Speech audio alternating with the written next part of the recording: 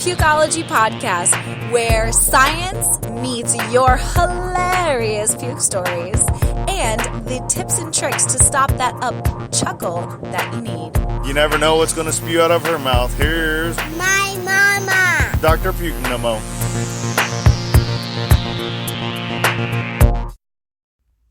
Sciatica. What a pain in my butt. Literally. That's the topic of today's Pregnancy Pukeology Podcast, episode 31, Sciatica during pregnancy. And I'll teach you how to help ease the pain naturally. From one back pain sufferer to another, just know I got you. Want no more morning sickness, pregnancy nausea, or how about no more headaches or migraines? Visit our sponsor, nomonausea.com, the only natural way to instantly stop your worst nausea, vomiting, or headaches now.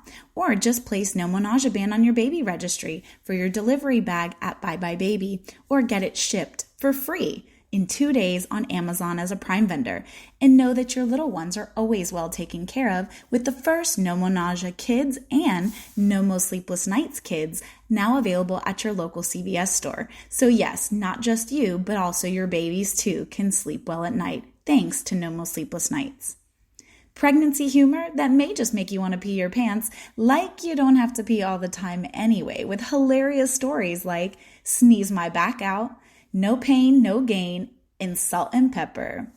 If you want to learn more about your pregnancy, humor and knowledge is the key to help you survive these 9 months. And just know we're in this together. Today, you will learn the science behind what causes sciatica, why is it so prevalent during pregnancy, and 10 incredibly helpful ways to help ease your lower back pain. The science of puke, Pukeology. Sciatic nerve pain in pregnancy is a pain in the behind. No, literally. Sciatica will most likely occur in the third trimester, and typically it affects and shoots pain down one side only. Now, you can experience back pain on both sides, but generally speaking, the nerves will only communicate and it will actually be pinching on one side. While a lot of mothers-to-be experience some sort of dull, throbbing, or aching back pain during pregnancy, sciatica is different. Sciatica is sharp, shooting pain that's tingling and sometimes feels extremely numb that extends from your back, butt, and radiates down the leg. Most common causes for sciatica is when the nerve actually gets compressed by a bulging or slipped or ruptured disc, sometimes arthritis, or narrowing of the spinal cord. This is a medical term called spinal stenosis. Your sciatic nerve runs from your lower back through your sacrum, down into your butt, into the back of your leg, and even branches all the way down to the ankle. Hence why you feel a zing or a shooting pain wherever it is compressed. Remember, compression is not just a physical compression, but it can also be an inflammatory. Okay, so again, your sciatic nerve can be compressed in a way of pushing by physical or by inflammation around the area. Sitting is not good for sciatic back pain, hence why I see a lot of back pain sufferers who are truck drivers, sitting desk workers, or other professions where sitting is literally their main job. Sciatica, while pregnant, can be caused from a various cause of different reasons. Number one, weight gain and increased fluid retention. Remember how we said that pregnant women will increase their blood volume naturally by almost a liter, so it's about 500 mLs to a liter, to compensate for the blood loss that occurs during delivery, which can be anywhere from about 500 mLs to about a liter of blood loss, depending if you're having a natural birth or a C-section. This excess weight from not just fluid, but also weight in general, can put pressure on the sciatic nerve where it passes through the pelvis, causing a compression. Number two, a big cause is a big uterus. As your tummy gets larger and the baby fills up the uterus, it can press down on the sciatic nerve in the lower part of the spine. Hence, compression, again, pushing on that nerve, sending a zinging lightning bolt down the back of your leg. Number three, shifting forward. So we all say that the center of gravity changes significantly. We women get these big old tig-old bitties, right? Big boobs, a big belly, and your front gets heavier than your back. So your back and butt try to compensate by pushing out more. This is what's called a lordotic curve or lordosis. Think of it like an L in a capital L, where that small portion is your butt. Okay, so what happens is it's kind of like, think of it as a butt of a horse, or you can just think of, Kim K, be a Kardashian. So your butt actually goes out a lot farther, trying to compensate from the weight that's coming forward. The muscles in your butt and your pelvis tighten up and then pinch your sciatic nerve on the way down. So you have to remember everything is connected from your pelvis out of alignment to your actual sacrum and your sacrum to your butt. So always try to think, even if you're sitting down, try to sit upright. I know they have a lot of those really cool things now that literally are like seat adjusters. They make sure that you keep your shoulders back and you keep yourself in a perfect center of gravity or alignment. Number 4, your baby's head. Physically, your baby's head. So their pretty little noggins can just rest directly on the nerve when they're getting settled into the birth canal. Head down is the proper positioning during the 3rd trimester. So again, when you've got a head literally sitting on the base of your sacrum, all of a sudden, boom, your sciatic nerve can start to jump up. And that's why it is very common in the 3rd trimester to get sciatic back pain, unlike the other 2. And last one, number 5, herniated or slipped disc. If you are a gymnast, a cheerleader, or an extreme skier like me, you probably have suffered back injuries in the past. So a slipped disc is when one of your vertebrae slips and it is out of alignment. Or a herniated disc, think of it like a jelly-filled donut. It's where the donut gets squished and the jelly literally swooshes out of that little tiny hole. Think of that as what's actually happening with a herniated disc. Okay, the disc itself is literally bulging outside. This can happen by extra pressure of the growing uterus, a heavy mama, right? Like extra junk in your trunk, and all of these things can end up causing you to herniate or slip a disc, but it is very uncommon. Usually what happens is you've had an injury prior in the past, like me, I was a college cheerleader. And so when I got this back pain and then I'm getting it exacerbated by pregnancy, it was no wonder why I had a terrible pain in my back. She has a beautiful name though. It's Mia.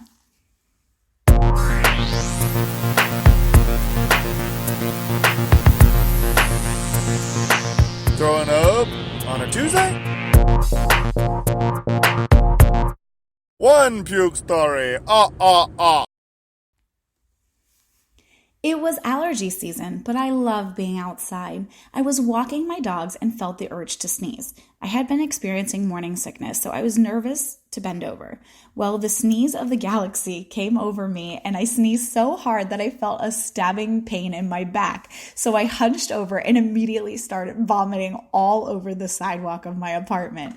Let me just tell you how painful sneezing is when you've just pulled your back.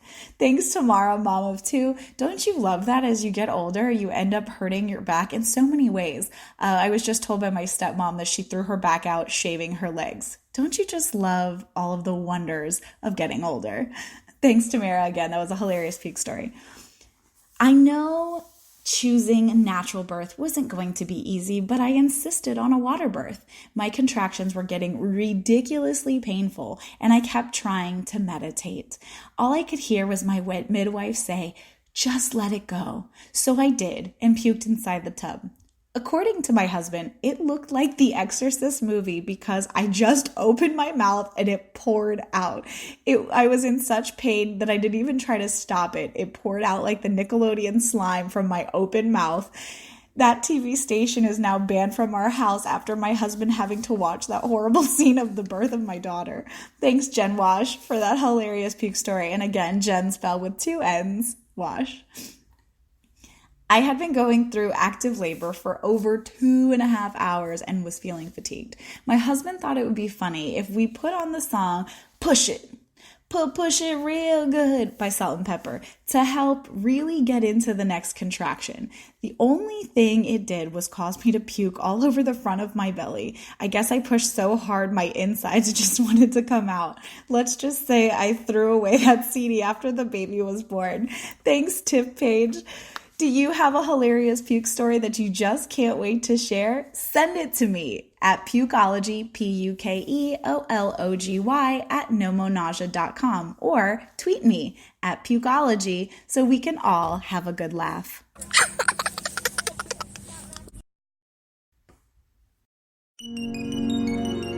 Tips and tricks to stop the up chuckle that you need.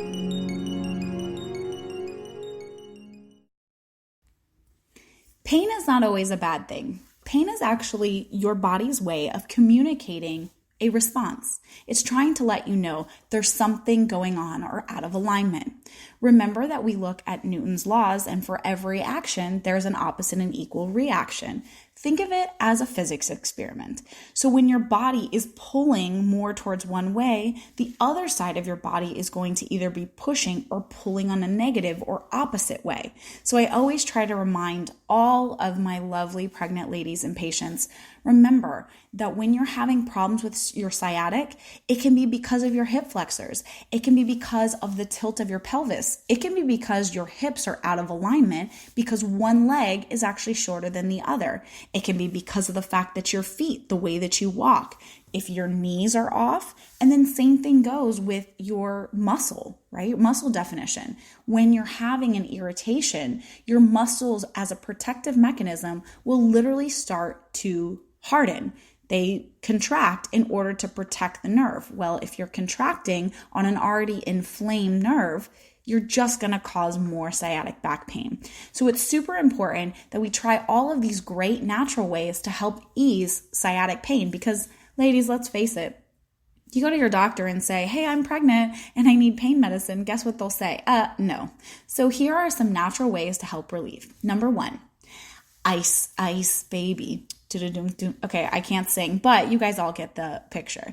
When you feel the flare up, initially make sure that you're using ice on your lower back and on the butt cheek that it's affected. Sciatica is an inflammatory process, so anything that can help you to reduce the inflammation, the better. What's better than reducing inflammation than ice? Nothing. It's great.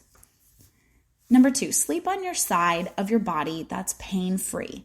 And this is important to make sure that you have a large pillow that rests in between your legs, keeping your pelvis aligned. Because again, a lot of times our beds are not sleep number beds and they're not smart beds and things like that. And so literally our hips can be adjusted uncomfortably if we're side sleepers.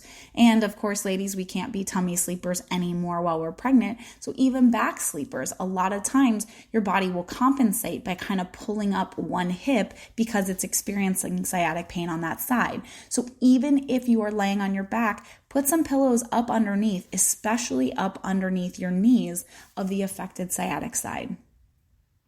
Number 3, exercise. Do some pelvic tilts with your Kegel exercises.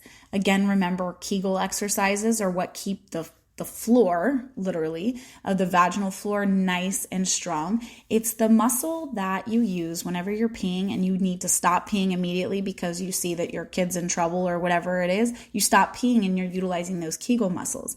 It's also great for getting your vagina back to normal. They actually do sell Kegel balls. And so what it's awesome is that it helps to keep the floor of the pelvis nice and tight. So you don't need those Rederm or whatever they're called, the new procedures for the vagina tightening stuff. You don't need it. If you can work it out, remember that it's a muscle. So again, strengthen your core. It's very important to exercise. And exercise is your body's natural lube. So the more that you move, the less inflammation will stay. Swimming is a great way because it takes off all that pressure off the back because of the fact that you're nice and buoyant, and it relieves the spine from being compressed. Now, if you were a patient of mine that was not pregnant, I would recommend a teeter hang so that you could go upside down, but do not use a teeter hang while you're pregnant. Instead, just go into the pool and get a nice little flotation from your boobs, your belly, and then help that to release the spine. Number 4, see a chiropractor. Chiropractic adjustments or therapeutic prenatal massage by a licensed practitioner. Don't just give it to your cousin and allow him to snap, crackle, pop just because he knows how to pop someone's back. Go see a licensed provider.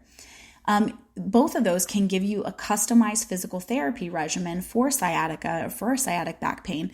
And if your hips are out of alignment, it's great because they can literally pop your legs back into alignment so that your hips can start to slowly, and your muscles around it can start to slowly remind itself of which way it's supposed to be.